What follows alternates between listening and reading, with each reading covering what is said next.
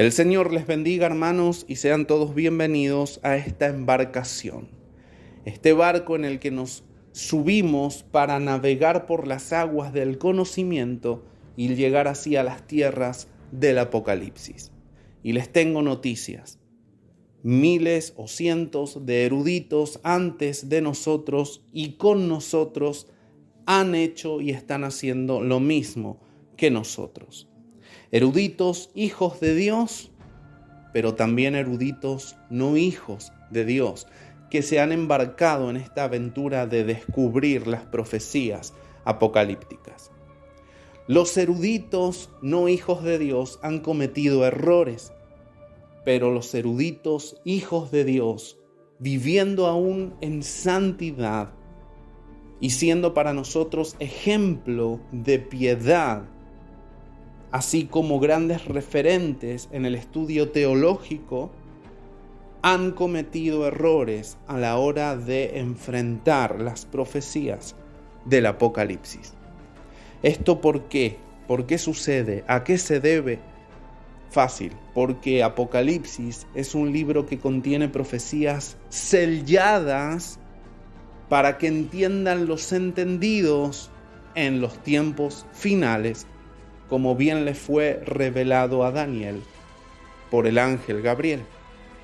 Sella a Daniel las palabras de esta profecía, porque están justamente selladas para los tiempos del fin, para aquellos que en ese tiempo entenderían y brillarían como la luz en el firmamento. Sin embargo, aunque presumimos que ya estamos en el tiempo del fin, hasta el día de hoy podemos cometer errores a la hora de enfrentarnos a querer descubrir las profecías apocalípticas. Y les he dado esta introducción para que ustedes sepan de ahora en más si subirse a mi embarcación, la cual pretendo sea del Señor, o bajarse, porque este barco en el que yo navego para descubrir la verdad es mi barco personal. Cada uno de nosotros tenemos nuestros barcos, nuestras barcas, hacemos nuestros propios estudios, o al menos es lo que debiéramos hacer, pero son nuestras barcas o barcos personales. Nosotros podemos subirnos de vez en cuando a la embarcación de algún hermano que ha entendido cierto concepto bíblico y pretende guiarnos por el mar de conocimiento que ha adquirido para que nosotros también tengamos luz en la palabra de Dios. Sin embargo, la Biblia dice: el que crea saber algo, sepa que nada sabe como debería. ¿Qué quiere decir esto? ¿Que en todo estamos equivocados? La Biblia no nos está confirmando que en todo estamos equivocados, pero sí nos está prometiendo que nada vamos a entender completamente sobre ningún asunto de las Escrituras. Es lo que Dios nos ha prometido. El que crea saber algo, sepa que nada sabe como debería. Ahora ustedes dirán: sí, a mí me falta mucho por aprender de Apocalipsis, por ejemplo, ¿sí? Pero hay otro que dirá: yo me considero experto en esto. Estoy 100% convencido, por ejemplo, de que somos salvos por gracia.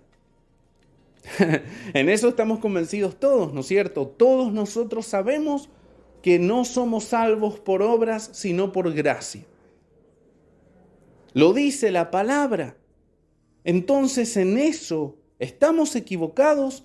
Repito, la Biblia no nos ha prometido estar equivocados en todo lo que conozcamos, pero sí nos ha prometido no comprender del todo aquello en lo que no estemos equivocados también.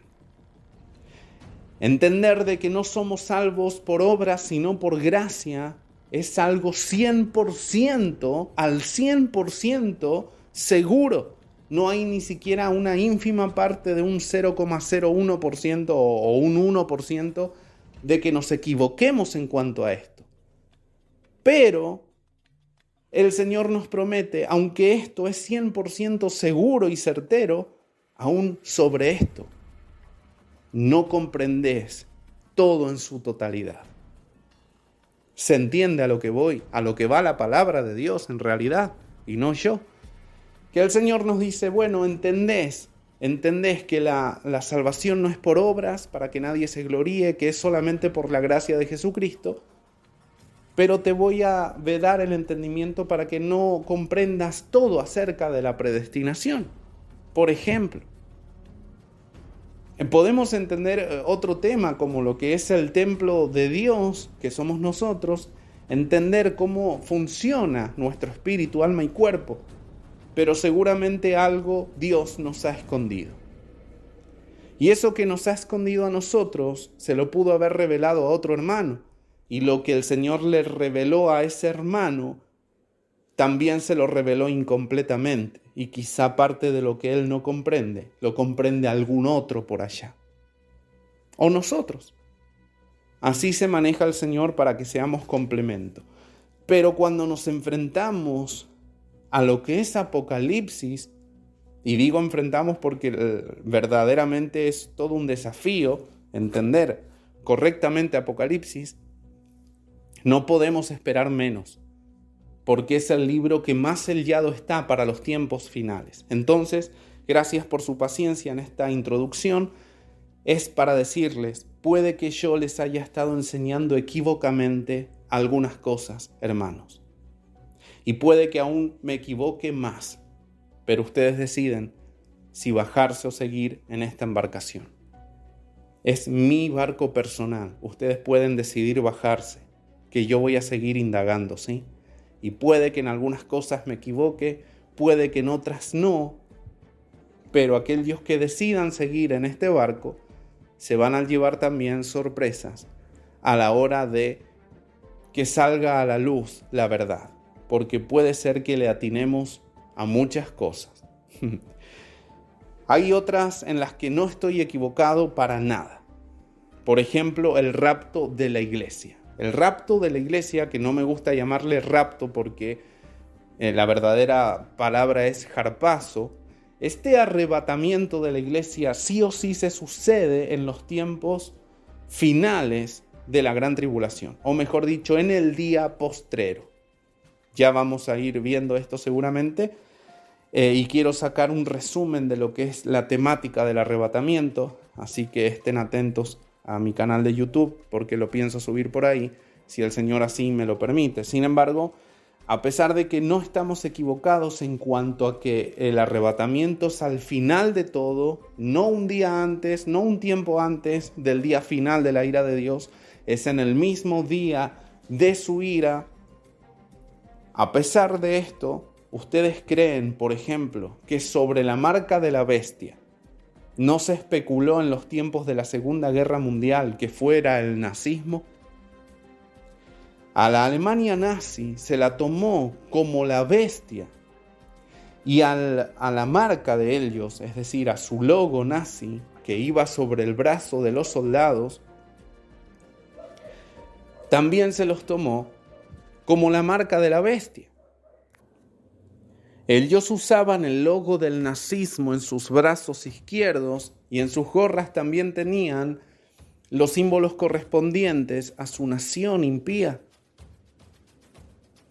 Toda nación, de hecho, delante de Dios, y toda bandera es impía delante de Dios, llenas las banderas de símbolos masónicos. Pero digo, en aquel tiempo, ¿ustedes creen que los miles de cristianos que vivieron la Segunda Guerra Mundial no vinculaban a estos símbolos justamente simbólicamente con lo que expresa Apocalipsis 13 sobre la marca de la bestia?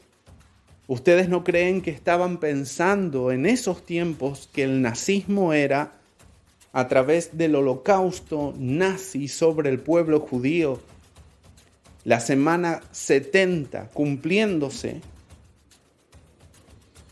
Obviamente que sí, hermanos, y se equivocaron. Nosotros no podemos decir cuándo va a venir el Señor. Presumimos que estamos en los últimos tiempos por la tercera reconstrucción, o mejor dicho, por el tercer templo reconstruido ahora en Jerusalén, que se está reconstruyendo desde agosto del 2023. Presumimos que estamos en los tiempos finales por el algebrije allí presentado en la ONU, el algebrije de seguridad, de paz y seguridad internacionales. Presumimos todo esto por el transhumanismo, por la farmaqueia. A los que creemos que el primer jinete del caballo blanco bien puede ser la farmaqueia y que surgiera en el 2020 con toda la pandemia, estamos llenos de presunciones y sobre todo porque vemos que según ciertos conocimientos sobre el calendario podemos estar llegando al final de los 120 jubileos, que son los 6.000 años que el Señor prometió que sería su paciencia para contender con el hombre, que es carne. Ya estamos llegando aparentemente al final de esos 6.000 años, de esos 120 jubileos, cuando el Señor prometió, termina este tiempo y listo, no contiendo más con el hombre porque ciertamente Él es carne.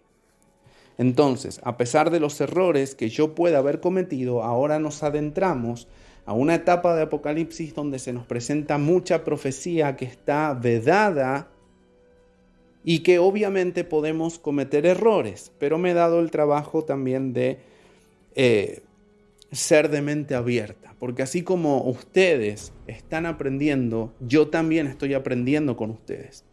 No estoy aprendiendo por sobre ustedes, estoy aprendiendo junto a ustedes. El que se considera maestro en algo o maestro en la palabra, tiene que saber que él va aprendiendo a la medida que va enseñando también a aquellos que le oyen. Yo no me considero por sobre ustedes, me considero inferior a ustedes y al Señor dándome en lo que quiere su gracia para entender ciertos asuntos. Ahora bien, vamos a dar entonces comienzo desde este mismo momento, tras esta larga introducción, a lo que es el estudio de Apocalipsis desde el capítulo 6 en adelante, cuando se nos presentan todas las profecías para los tiempos del fin. Y yo quiero que, si pueden anotar las cosas, mucho mejor, en algún cuaderno personal que ustedes posean o alguna carpeta. Hay un orden cronológico para estudiar Apocalipsis y es un orden que presenta paralelismo en sus sellos, en sus trompetas y en sus copas. El orden en que se suceden las trompetas y las copas es en paralelo. Y todo esto que se sucede a través de las trompetas y las copas se suceden dentro de un margen de tiempo determinado que son los 6 primeros sellos. Dentro de los primeros 6 sellos del Apocalipsis se cumple todo el Apocalipsis, desde su capítulo 6 hasta su capítulo 20, o quizá hasta el 21. Porque al considerar el capítulo 20 que nos habla del milenio, este milenio puede ser simbólico como puede ser un periodo literal de 1000 años. El primer sello surge en Apocalipsis 6:1 y termina con su séptimo sello en Apocalipsis 8:1. Pero antes del capítulo 8 aparecen los 144.000. En el capítulo 7 de Apocalipsis, los 144.000 aparecen en lo que es el periodo de gran tribulación aquí en la tierra. Tengan eso presente. Dentro de los sellos, de este periodo de sellos, aparecen las 7 trompetas y las 7 copas con las plagas de Dios sobre los que tengan la marca de la bestia. La primer trompeta surge en Apocalipsis 8:7, mientras que la última aparece en Apocalipsis 11:15. Y hay un espacio entre la sexta y séptima trompeta donde aparecen los 7 truenos que emiten su voz con 7 juicios ocultos que a Juan se le ordena no escribir. Estos truenos aparecen en Apocalipsis capítulo 10, versículos 1 al 7. Es decir, en un espacio temporal entre la sexta y séptima trompetas.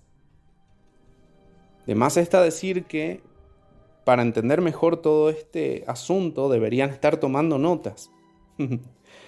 Bien, las primeras 4 trompetas difieren de las últimas 3, porque las últimas 3 trompetas son los 3 ayes que vendrán sobre la tierra. La primera copa aparece en Apocalipsis 16. Y en este capítulo 16 se encierran todas las copas que van en paralelo con las trompetas.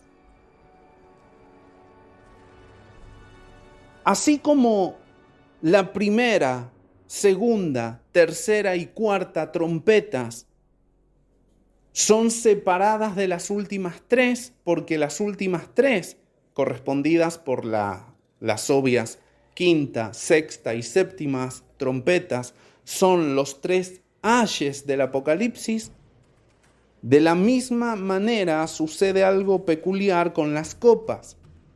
Desde la primera copa hasta la cuarta cumplen una etapa, o mejor dicho, un propósito. Es para los hombres comunes que tengan la marca de la bestia.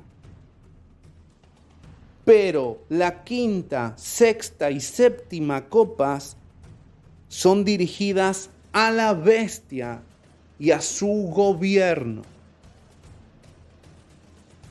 Por lo cual, mientras el gobierno de la bestia esté sufriendo estas últimas 3 copas, toda la humanidad en general estará sufriendo la quinta, la sexta y la séptima trompeta.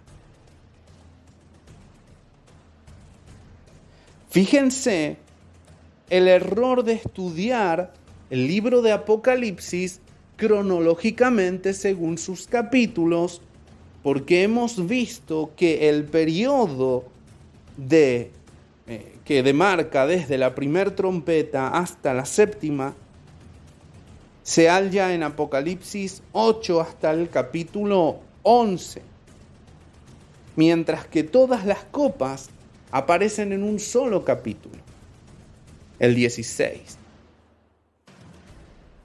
Y los sellos aparecen desde Apocalipsis 6 hasta Apocalipsis 8. Pero ténganse en cuenta de que hay ciertos espacios cuando se habla de los sellos y también cuando se habla de las trompetas. Estos espacios los vamos a ir estudiando. El primer espacio fundamental es aquel en que aparecen los 144,000, que curiosamente aparecen en el capítulo 7 por primera vez dentro del periodo de gran tribulación. Y luego aparecerán en el capítulo 14, ya estando con Jesucristo. Ya no más en lo que es la gran tribulación. Teniendo en cuenta esto, también debe tenerse en cuenta otra cosa muy importante. Apocalipsis muestra a los sellos hasta su sexto sello en su capítulo 6. Los 144,000 aparecen en el capítulo 7. ¿Qué quiere decir esto? Como les dije, los 6 primeros sellos son todo el cumplimiento del libro entero de Apocalipsis, hasta la venida final de Cristo. A esto me estoy refiriendo.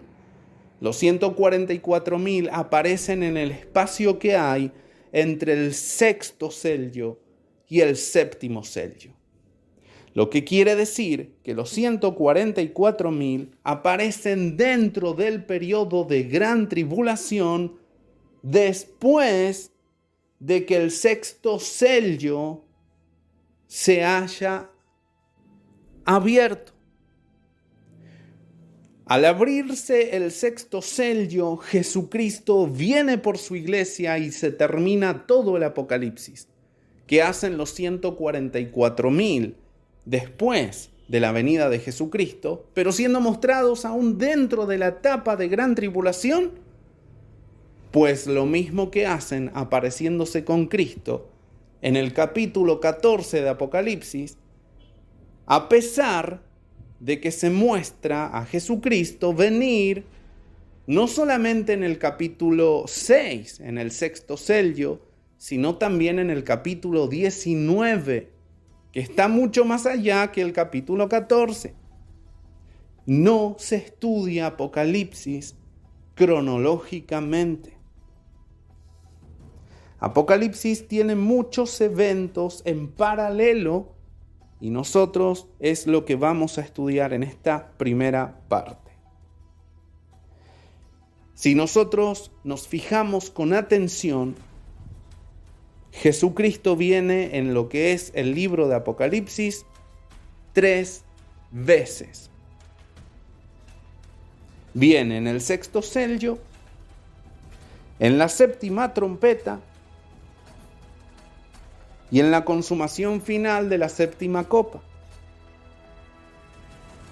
Por lo cual, esto más nos demuestra que cuando Juan nos presenta en Apocalipsis, desde el primer al séptimo sello, desde la primera hasta la séptima trompeta y desde la primera hasta la séptima copa, y mencionando en 2 espacios temporales a los 144,000, lo que está haciendo es presentarnos a Apocalipsis de aquí para allá, para volver otra vez después aquí y presentarlo nuevamente desde aquí para allá.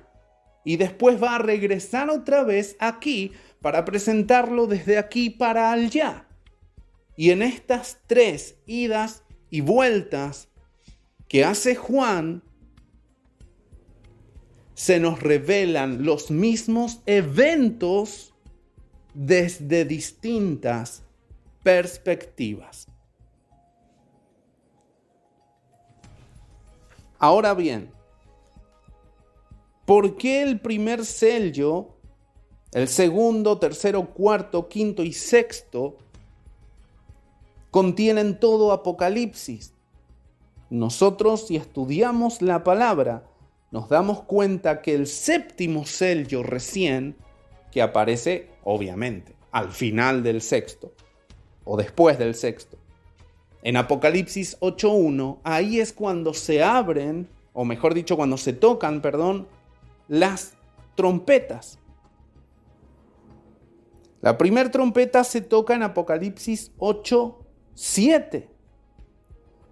Pero el séptimo sello, que da el permiso para que se toque la primera trompeta, aparece después de los 144,000 y tras los sucesos finales que se demarcan en el sexto sello. ¿Cómo podemos entender que la primera trompeta se toque después de que ya ha terminado todo el periodo de Apocalipsis? La Biblia relata que Juan está buscando a alguien digno para abrir el libro y desatar sus sellos, y él llora porque no hay nadie digno en el cielo, excepto el Cordero inmolado, león de la tribu de Judá. Cuando Jesucristo abre el libro y sus sellos, rompiendo sus sellos, cuando Jesucristo hace esto, puede ser, hermanos, puede ser que ya lo haya hecho. Puede ser que sí o puede ser que no. Pero una manera que a mí me ha servido para entender este asunto de por qué la primera trompeta se toca al final de lo que es Apocalipsis, cuando ya se cumplió todo en el sexto sello, es entender desde la siguiente perspectiva. Los sellos se abren y las cosas que tienen que suceder tras sus aperturas están determinadas para una hora específica. Y de allí que su cumplimiento no sea en el mismo momento en que se abren los sellos. Por ejemplo, yo puedo tener 3 sellos. Y a pesar de que abro los 3 sellos, la fecha para los acontecimientos de esos 3 sellos difieren, presentándose la fecha del cumplimiento del tercer sello anterior a la fecha de cumplimiento del segundo sello. Lo voy a poner con un ejemplo, que es el que siempre doy. Supongamos que yo tengo 3 sellos.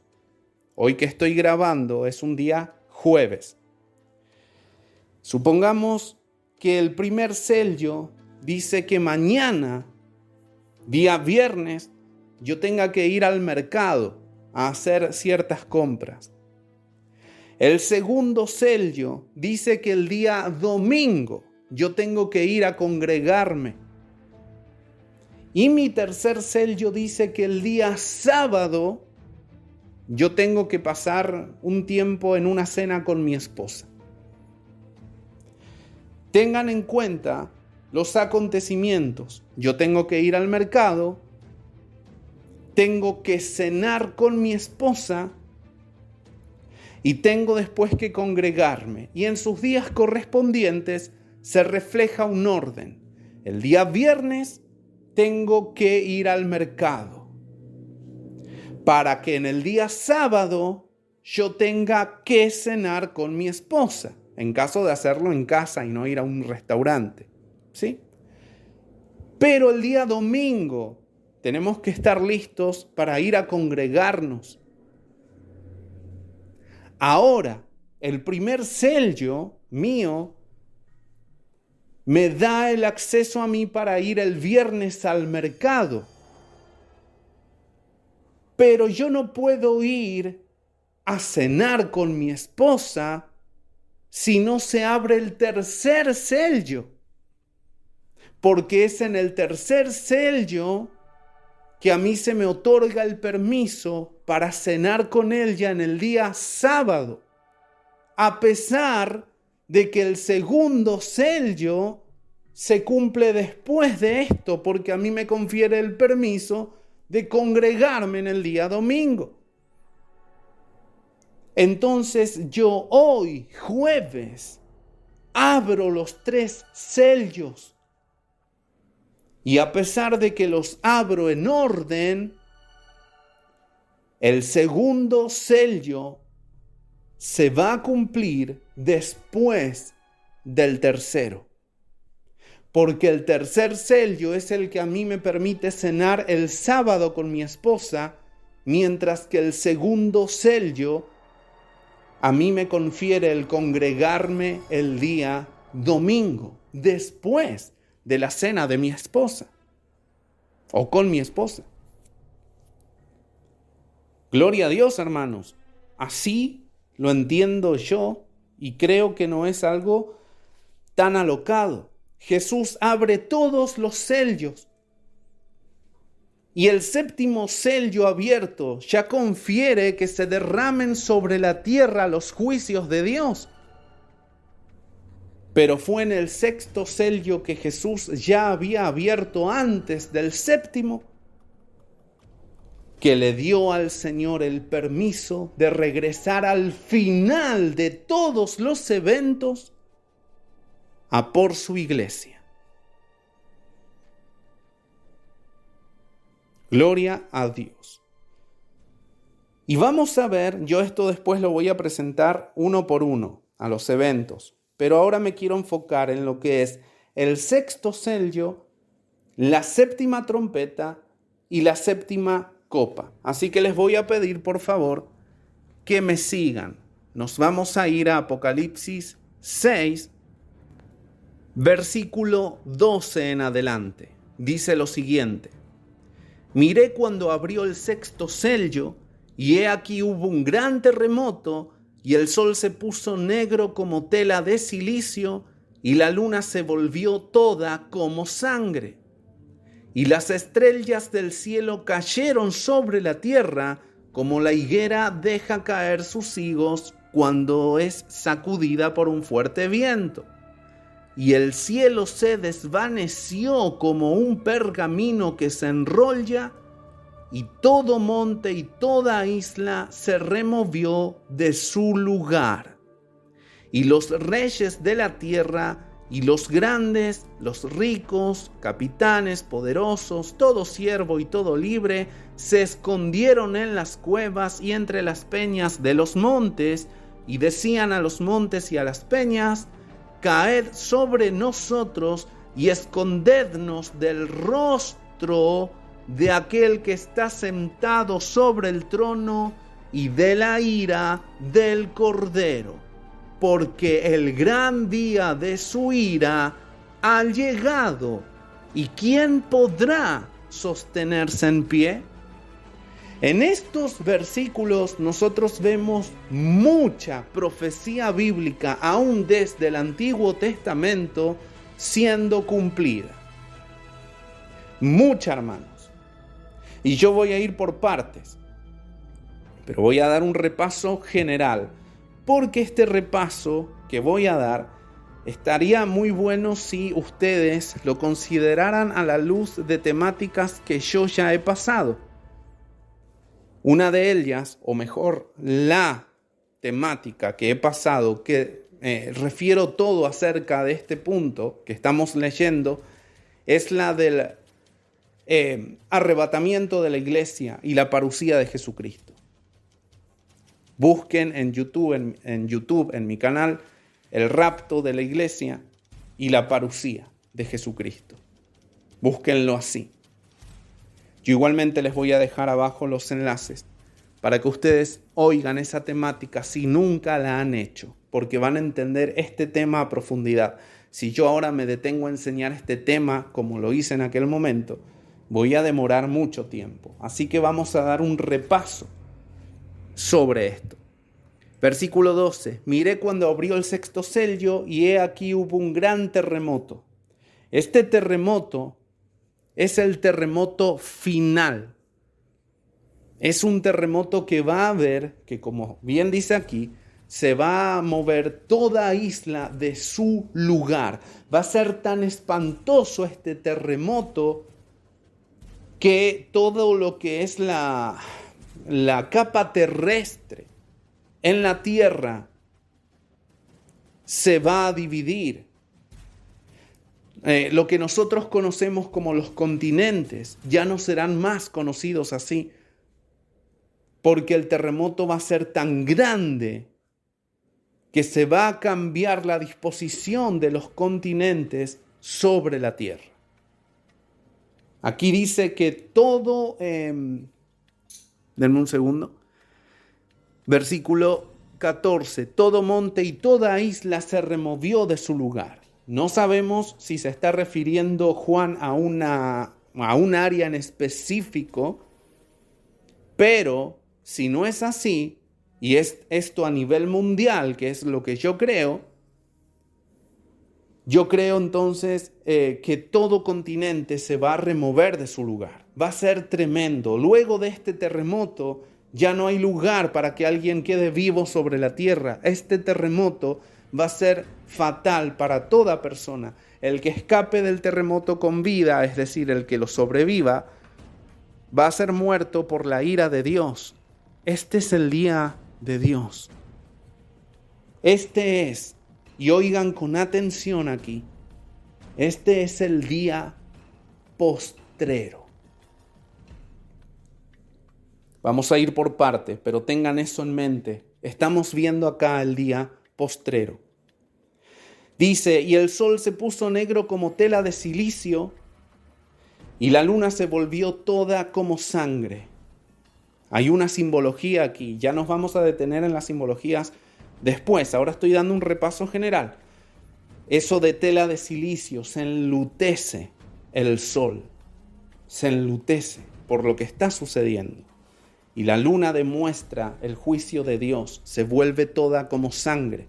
Las estrellas caen sobre la tierra como la higuera deja caer sus higos cuando es sacudida por un fuerte viento. Acá hay una connotación muy especial. Jesús dijo, de la higuera aprended la parábola.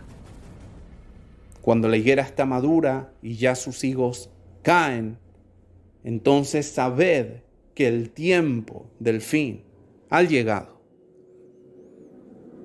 Y Jesús en Mateo 24, Marcos 13 y Lucas 21, versículos 5 al 37, está hablando de estos acontecimientos que nosotros estamos leyendo ahora. Son los mismos acontecimientos que Jesús demarcó que se sucederían en su venida. Lean hermanos, lean. Porque por eso hay tanto error en cuanto a este punto del rapto de la iglesia, porque la gente no lee.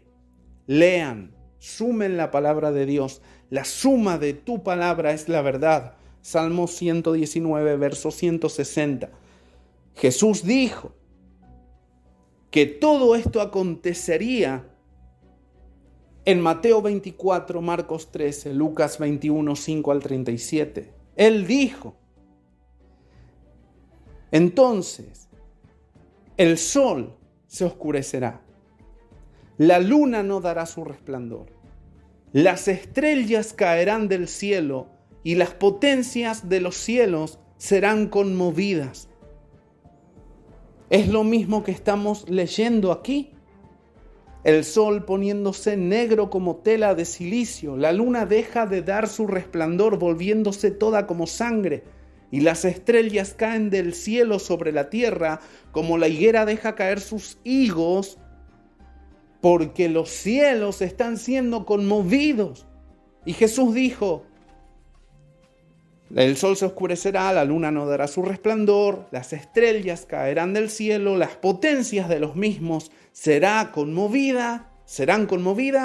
Entonces, no antes, no mucho después, entonces, después de ese mismo instante en que se sucedan estas señales trágicas sobre la tierra, entonces aparecerá la señal del Hijo del Hombre viniendo sobre las nubes.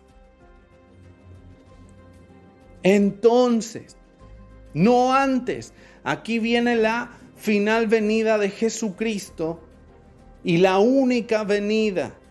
Porque les digo algo, tenemos que irnos sí o sí a estos pasajes de Mateo 24, Marcos 13 y Lucas 21 para entender que es ese el momento de la segunda venida de Cristo, pero también es ese el momento en que Jesús dijo que los ángeles acomodarían desde una punta del cielo hasta la otra punta sobre las nubes a los hijos de Dios. No en un rapto que se sucedió hace 7 años o 3 años y medio antes de este evento, sino que entonces aparecerá la señal del Hijo del Hombre en las nubes. Vamos a leer Mateo 24, hermanos, versículo 29. E inmediatamente después, no antes, después de la tribulación de aquellos días, es decir, la gran tribulación, el sol se oscurecerá y la luna no dará su resplandor y las estrellas caerán del cielo y las potencias de los cielos serán conmovidas. Lo que estamos viendo en el sexto sello de Apocalipsis 6. Entonces aparecerá la señal del Hijo del Hombre en el cielo y lamentarán todas las tribus de la tierra. Pero dice algo más, dice, verán al Hijo del Hombre viniendo sobre las nubes del cielo con gran poder y gloria. Y allí, no antes, allí enviará sus ángeles con gran voz de trompeta para que junten a sus escogidos de los cuatro vientos, desde un extremo del cielo hasta el otro. Y después dice en el versículo 36, pero del día y la hora nadie sabe, ni aun los ángeles de los cielos, sino solo mi Padre. ¿A qué se está refiriendo el Señor? Siempre se ha usado este versículo de que el día y la hora nadie lo sabe para representarnos un rapto pretribulacional o midtribulacional, un rapto antes de la segunda final venida de Jesucristo. Mientras aquí la palabra en su suma nos está mostrando que Jesús a ese día de juicio, ese día final, lo está presentando como que es el día secreto que ni siquiera Él sabía, ni los ángeles, solo su Padre.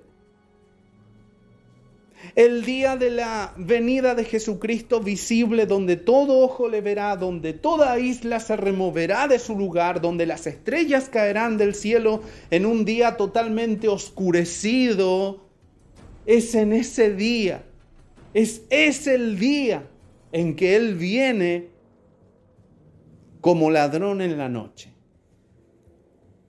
Porque ese es el día postrero. En el Antiguo Testamento, el día postrero era conocido como el día final, el día del juicio o el día de Jehová o Yahvé. El día de Yahvé, el gran día de su ira. Ese es el día del Señor, el día de la segunda venida de Cristo. El día de Armagedón, y el día que si ustedes se van y estudian, pueden googlear Día del Señor en el Antiguo Testamento y los va a llevar a pasajes como Joel 2, Zacarías 14 y otros más. Sofonías creo que también habla de ese día. Cuando ustedes estudian el Día del Señor, dense a la tarea y googleen Día del Señor en el Antiguo Testamento y les van a salir los pasajes y ustedes se van a dar cuenta de que ese día de ira, el día de Yahvé, donde Él derramará su furor, es un día oscuro, porque literalmente estará oscurecido. Lo que significa que es el día postrero, el mismo día de Mateo 24 que acabamos de leer, Marcos 13, Lucas 21, 5 al 37, el sexto sello de Apocalipsis 6. Es el día postrero de la resurrección de los que han muerto en Cristo. El que cree en mí, yo le resucitaré en el día postrero. Juan 6, 44. Y Pablo diciéndonos en 1 Tesalonicenses 4, nosotros en ninguna manera nos adelantaremos a los que durmieron, sino que ellos resucitarán primero. Si Jesús prometió que la resurrección de los muertos sería en ese día postrero, y nosotros, dice, los que quedemos vivos, dice Pablo, hasta la venida del Señor. Vamos a leerlo. Nos vamos a Primera de Tesalonicenses, capítulo 4. Y los versículos 13 en adelante. Fijémonos lo que dice. Tampoco queremos, hermanos, que ignoréis acerca de los que duermen, los que han fallecido en el Señor, para que no se entristezcan como los que no tienen esperanza. Porque si creemos que Jesús murió y resucitó, así también traerá Dios con Jesús a los que durmieron en él. Por lo cual les decimos esto en palabra del Señor, que nosotros que vivimos, que habremos quedado hasta la venida del Señor, la que acabamos de leer, no precederemos, es decir, no nos adelantaremos a los que durmieron. ¿En qué no nos vamos a adelantar? En el misterio que Pablo explicara en 1 Corintios 15, la transformación a cuerpos glorificados. En un abrir y cerrar de ojos, esa transformación, no el ascenso. Muchos dicen, seremos arrebatados en un abrir y cerrar de ojos. Pablo no dice que vamos a ser arrebatados en un abrir y cerrar de ojos. Dice que en un parpadeo vamos a ser transformados.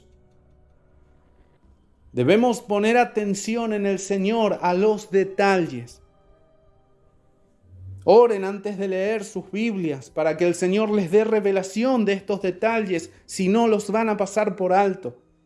Dice, les decimos en palabra del Señor, o sea que esto es verdadero, no importa si te hablan de un rapto pretribulacional. Aquí el Señor está diciendo, nosotros que vivimos, dice Pablo, que habremos quedado hasta la venida del Señor, no precederemos a los que durmieron, porque el Señor mismo, con voz de mando, con voz de arcángel y con trompeta de Dios, descenderá del cielo, y los muertos en Cristo resucitarán primero.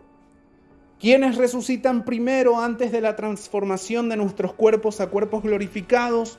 Los muertos en Cristo. Si resucitan ellos primero, ¿cuándo lo hacen? En el día postrero, que es este que acabamos de leer, en el cual toda la iglesia primitiva creía eficientemente y verazmente de que era el día final del juicio de Dios. Y se creía así desde el Antiguo Testamento. Entonces, los muertos en Cristo resucitarán primero en este día postrero. Y sigue diciendo el apóstol, después nosotros, los que vivamos, los que hayamos quedado, seremos arrebatados juntamente con ellos, con los que acaban de resucitar en las nubes. Y aquí se cumple lo que dijera Jesús antes, en Mateo 24, Marcos 13, Lucas 21, de que los ángeles nos acomodarán de un extremo del cielo hasta el otro. No nos pueden acomodar los ángeles en las nubes si primero no resucitaron los muertos, y esos muertos resucitan en el día postrero. Por lo cual, una vez arrebatados, estaremos allí, dice Pablo, con los resucitados en las nubes para recibir al Señor en el aire. Y así estaremos siempre con el Señor. El versículo favorito de los pretribulacionistas para separar el arrebatamiento de la segunda venida a la luz del sexto sello, a la luz de lo que Jesús explicó sobre este sexto sello a sus discípulos estando acá en la tierra, en Mateo 24, Marcos 13, Lucas 21, a la luz de lo que los antiguos profetas del Antiguo Testamento profetizaran sobre este día postrero, este día del Señor, conocido por nosotros como Armagedón, a la luz de la suma de la palabra de Dios, primera a los Tesalonicenses 4, nos está refiriendo a un rapto secreto antes de gran tribulación. Se está refiriendo en el orden que hemos estudiado de todos estos pasajes. Viene el día postrero, el sol se oscurece, la luna se vuelve como sangre, empiezan a caer las estrellas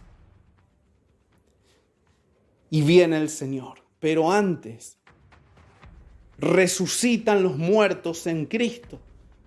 Juntamente con ellos, los que hayan quedado vivos son transformados en cuerpos glorificados.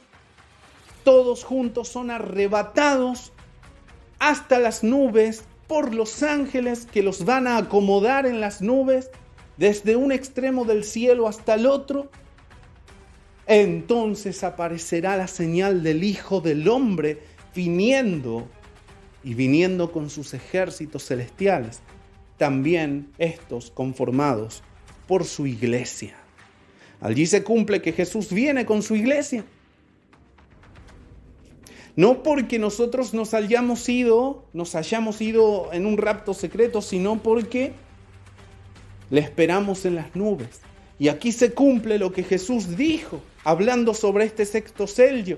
El día y la hora no la sabe nadie sino excepto mi Padre. ¿Por qué? Porque en la cultura judía solo el padre del novio, no de la novia, el del novio, ponía la fecha de casamiento, pero sin que lo supiera ni el novio ni la novia, sin que siquiera lo supiera su hijo. Y en la cultura judía, la esposa es la que espera en el altar a que venga el esposo a tomarla como esposa. Nosotros vamos a estar esperando en las nubes a que venga el Señor a tomarnos como esposa. Él desciende, nosotros estamos sobre las nubes, Él desciende y nosotros le seguimos a las bodas del Cordero acá en la tierra, no en el cielo. Acaba el estudio del sexto sello de desmoronar todo, o mejor dicho, toda la teoría satánica del rapto pretribulacional o mid-tribulacional o incluso antes de la ira. La teoría satánica de que hay un arrebatamiento antes de la segunda venida de Cristo. ¿Y por qué le digo satánica? Simple, hermanos. Todo lo que no competa a la verdad de las Escrituras no es de Dios, sino del padre de mentira. Simplemente es eso. ¿Es algo satánico o no? ¿Ustedes cómo ven que haya gente que guarde el sábado? Ustedes dirán, hay muchos adventistas que se portan mejor que los cristianos que no guardan el Shabbat. Sí, pero no va en cómo nos comportemos. ¿Qué dice la Biblia? Si no tenés, voy a parafrasear, si no tenés la sabiduría de Dios para comprender Gálatas y te justificás por las obras de la ley, no para salvación, pero aún así todo para justificarte en tus actos por las obras de la ley, guardando el Shabbat de Cristo, te desligaste. ¿Vas a ser salvo en el día del juicio si has guardado Shabbat? El adventista te dice que si no guardas Shabbat, no sos salvo. A ver, que algunos te dicen, no, porque no es un tema que competa a salvación. Si vos no guardás la ley, y si tu justicia no es mayor que la de los escribas y fariseos, no entrarás al reino de los cielos. Por lo cual lo que te están diciendo es que si no guardas el Shabbat, te vas al infierno. Punto. Te vas al lago de fuego. Pero la Biblia dice lo contrario. La Biblia dice que el que se justifica por las obras de la ley tiene que depender de toda la ley. Ellos dividen, no, porque estos son mandamientos ceremoniales, estos son mandamientos de otro tipo y estos son de otro color. Pero la Biblia es clara. Si te decantás por cumplir en la regla del antiguo pacto con uno solo de los mandamientos de la ley y no cumplís todos los otros, sos culpable de toda la ley incumplida. Es decir, si querés guardar Shabbat, también te tenés que circuncidar. Y también tenés que empezar a diezmar e ir a Jerusalén en los días festivos y celebrar en el templo. Vas a tener un problema ahí porque el templo no está aún totalmente reconstruido. Así que no sé cómo se han salvado los adventistas que ya han muerto. La Biblia es clara. Te justificás por la ley de Cristo, te desligaste. ¿Te vas al infierno o no? Yo no estoy condenando, no estoy diciendo que no hayan adventistas, que no hayan sido o vayan a ser salvos, aunque mueran dentro del adventismo, a eso me refiero. Pero yo tengo mis serias dudas, porque la Biblia es muy clara, te estás desligando de Cristo. Lo que vos ves como un error menor, bueno, guardan el Shabbat, pero viven en santidad, agradan a Dios, tienen vidas de oración, de lectura bíblica. A ver, de Cristo te desligaste. Se lo dejo ahí picando, votando a cada uno de ustedes. Les dejo la pelota ahí y ustedes decidan qué hacer. Yo se las dejo ahí. ¿Creen ustedes que los que guardan Shabbat en la liturgia del antiguo pacto realmente están salvados? Ahora, este tema de creer de que hay un rapto antes de la segunda venida de Cristo no es un tema que competa a salvación. Este sí, vos podés creer que Jesús viene antes o después. Eso no te va a hacer más o menos salvo. Pero a lo que yo quiero llegar, ¿es satánica la doctrina o no lo es? Y no estoy diciendo porque hay hombres eruditos de la palabra que creen que Jesús va a venir antes de gran tribulación o antes de la ira. Como sea, no les estoy diciendo que son satánicos ni herejes. En algún momento dije que eran herejes o que creer en eso era una herejía. Bien, me disculpo por esas palabras. No son herejes, sirven a Dios con todo el corazón, viven en santidad. Pero la doctrina que manejan es satánica. Y si ustedes se quieren enterar de dónde vino la teoría del rapto pretribulacional, partes 3 y 4 de mi temática, el rapto de la iglesia y la venida de Jesucristo, y la parusía de Jesucristo. Bien, hermanos, acabamos de ver en el sexto sello el cumplimiento de la segunda venida de Cristo. Fíjense lo que sigue diciendo. Y el cielo se desvaneció, versículo 14 de Apocalipsis 6. El cielo se desvaneció como un pergamino que se enrolla, y todo monte y toda isla se removió de su lugar. Y todo lo que hemos leído. Pero vamos al versículo 16 que dice, y decían los poderosos, bueno, todo, siervo libre, todo el que esté vivo sin Cristo en ese momento. Y decían a los montes y a las peñas, caed sobre nosotros y escondednos ¿de quién? Del rostro de aquel que está sobre el trono y de la ira del Cordero. Están viendo a Jesús venir. Y lo confirma el versículo último, 17. Porque el gran día de su ira ha llegado. Listo, el juicio final. ¿Quién podrá sostenerse en pie? No solo Jesús viene como ladrón en la noche, su día es como ladrón en la noche. Como bien acabamos de ver, según la cultura judía, el padre del novio es el único que sabía el día y la hora en que su hijo se casaría. Muchos entonces dicen, Jesucristo viene como ladrón en la noche porque es un rapto secreto, o al menos secreto para nosotros porque nadie le va a ver. Se van a enterar, sí, de que hubo un rapto, porque obvio va a salir en las noticias, en todos lados. Pero en el momento en que se suceda, eso va a ser algo secreto. No se van a dar cuenta hasta que haya sucedido. Ni siquiera vos te vas a dar cuenta. de que en ese día el Señor te va a arrebatar. No solamente Jesús viene como ladrón en la noche, sino que su día postrero, que es su día final, el día de su juicio, también viene como ladrón en la noche. Segunda de Pedro 3:10, ¿qué nos dice? ¿Que Jesús viene como ladrón o que su día postrero viene como ladrón? El día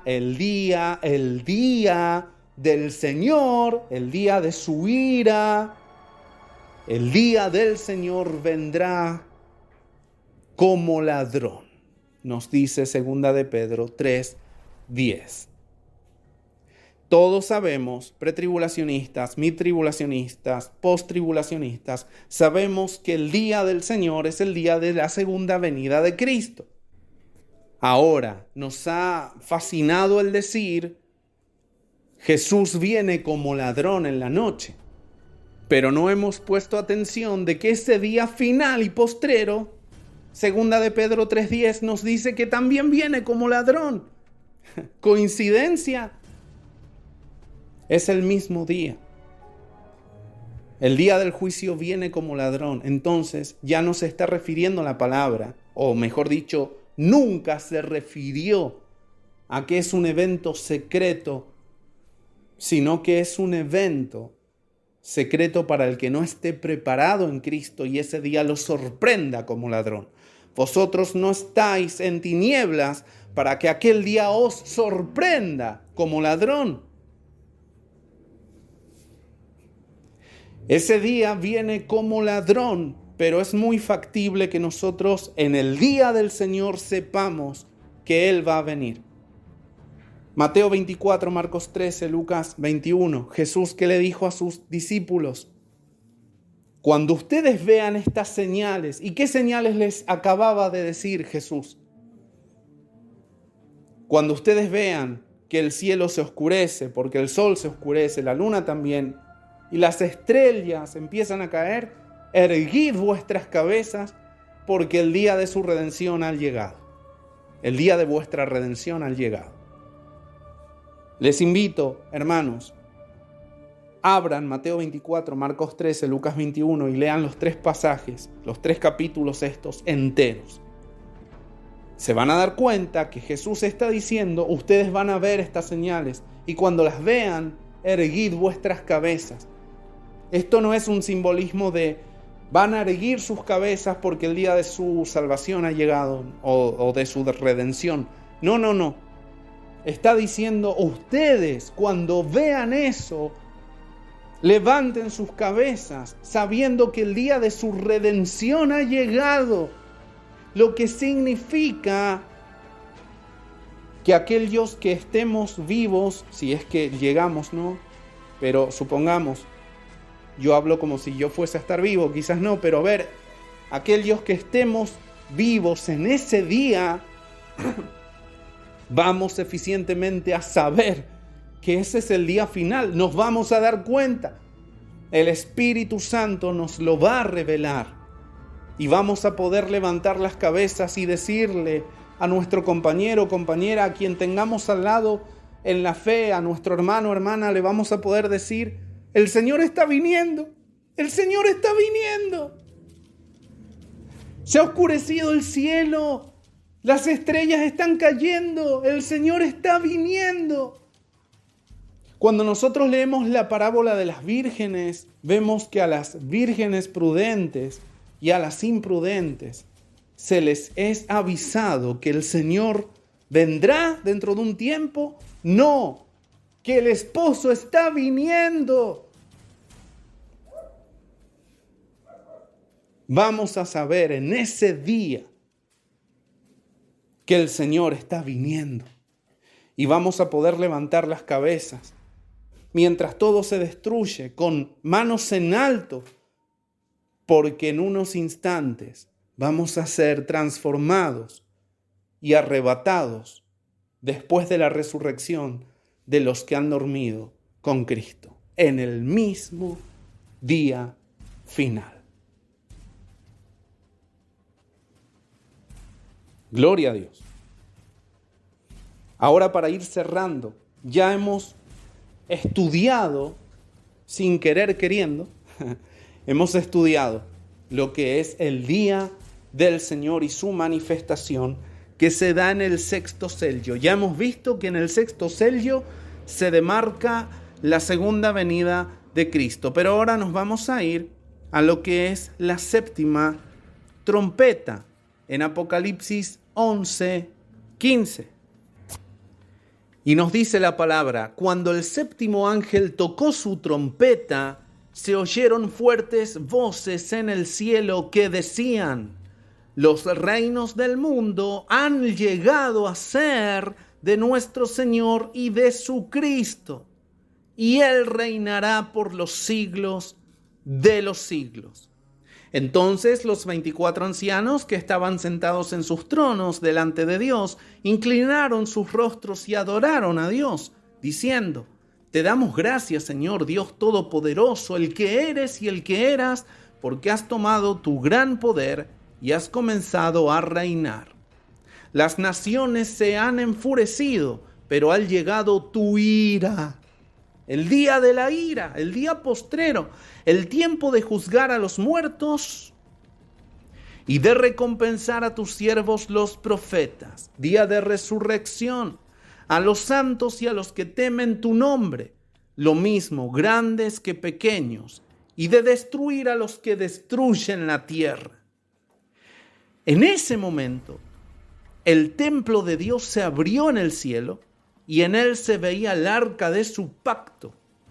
Hubo entonces relámpagos, voces, truenos, un terremoto, no terremotos, un terremoto y una granizada impresionante.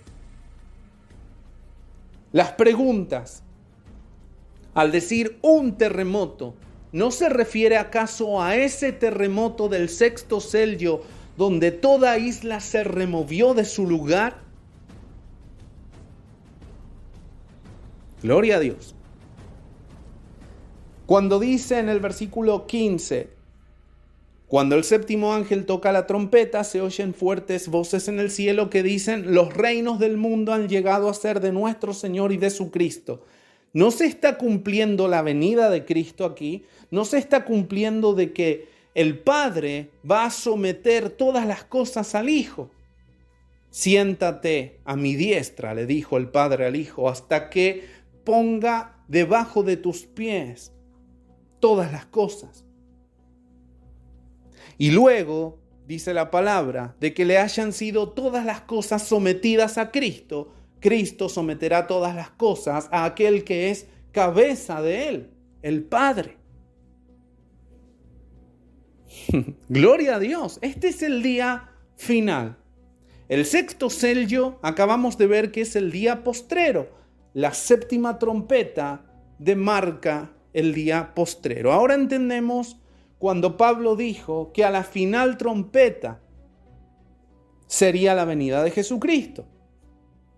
Y ahí muchos han dicho: esa final trompeta no puede ser la de Apocalipsis, porque el Apocalipsis fue revelado después de que Pablo hablara de la final trompeta. Entonces Pablo estaba hablando de las trompetas que se corresponden con las fiestas judías, cuya séptima y final trompeta de tales fiestas demarcaría el regreso de Jesús. Pero ese regreso que es secreto antes de gran tribulación. Bien, como sea, yo no sé si Pablo se estaba refiriendo simbólicamente a las fiestas judías.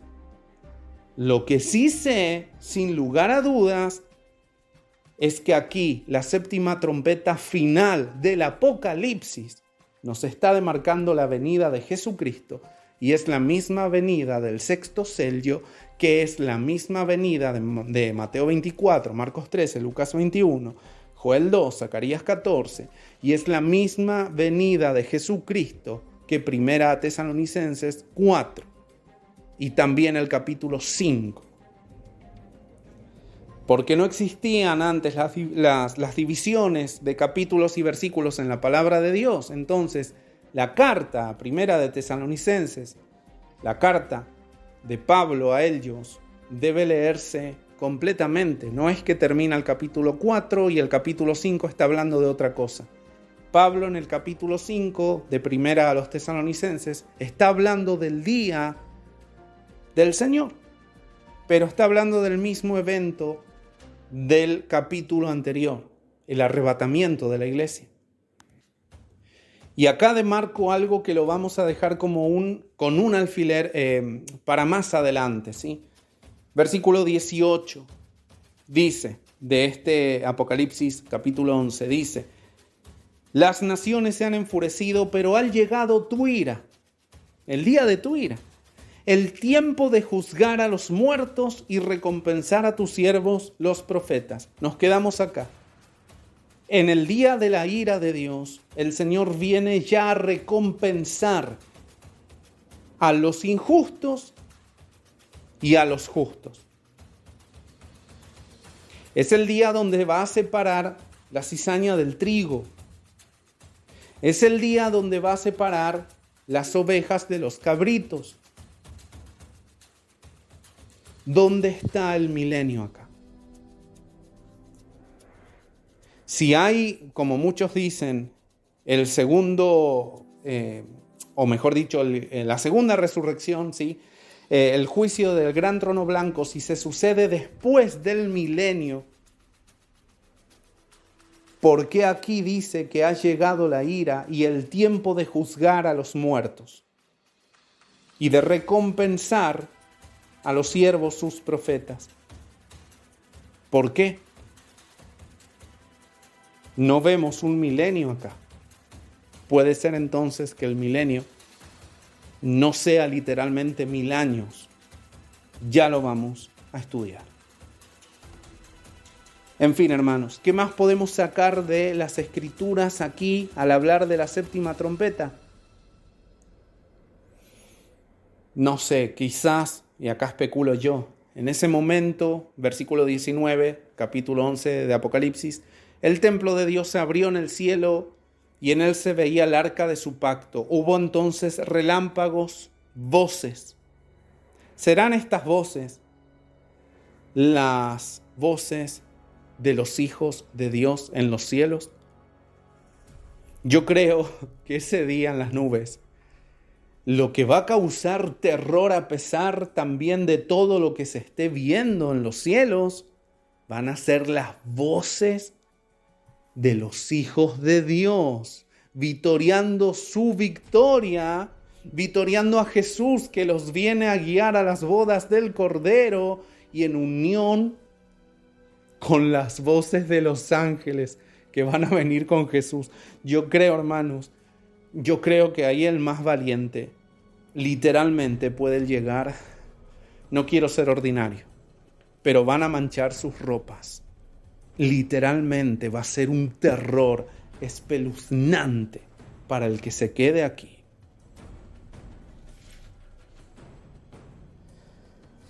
Para el que no sea arrebatado hasta las nubes. Bien, hemos estudiado la séptima trompeta y cerramos esta parte del estudio y ya desde la próxima, el Señor mediante, vamos a ir ahora hemos dado un rodeo general sobre todo lo que es Apocalipsis en su conjunto dentro de los sellos.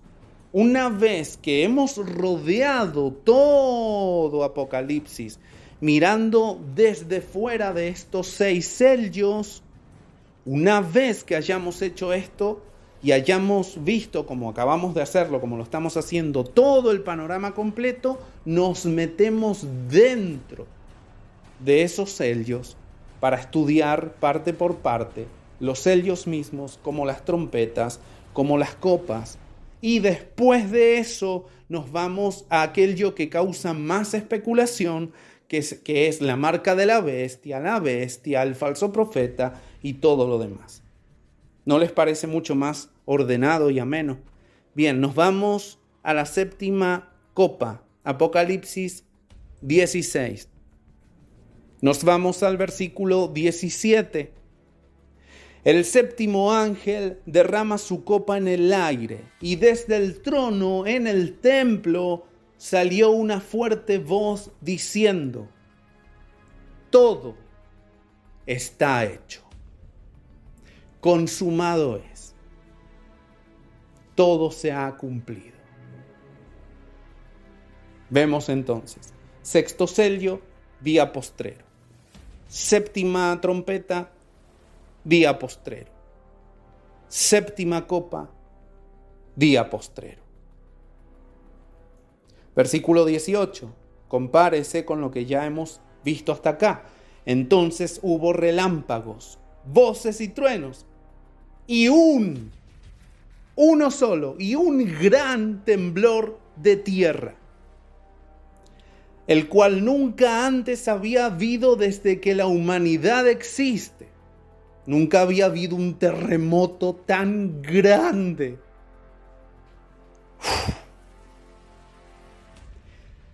La gran ciudad se partió en tres y las ciudades de las naciones se vinieron abajo.